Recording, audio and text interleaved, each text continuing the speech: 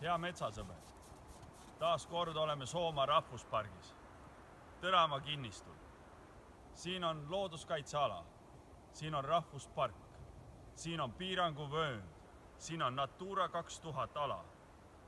Ja taas kord on Keskkonnaamet andnud siia raieload. Siin on ka händkaku pesitsuspaik.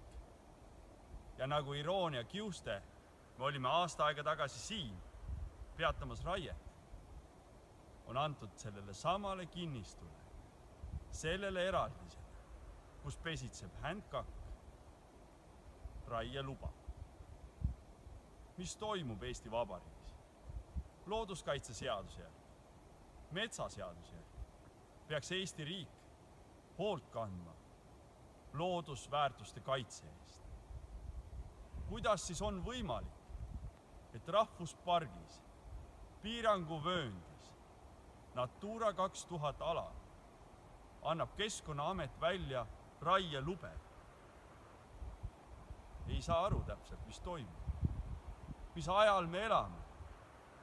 Kas ei olegi mitte praegu käimas suurliikide väljasuremine? Kas terve maailm ei ela kliimamuutuste käes? Mis toimub Eesti Vabariik? Miks annad sa välja raielube looduskaitsealadel? Mida sa siis kaitsed? Kutsun teid kõiki üles hoolitsema oma looduse eest, nõudma riigilt, nõudma nendelt inimestelt, kes kandideerivad parlamendi, vastuseid, mida nemad teevad, kui nad Riigikokku saavad.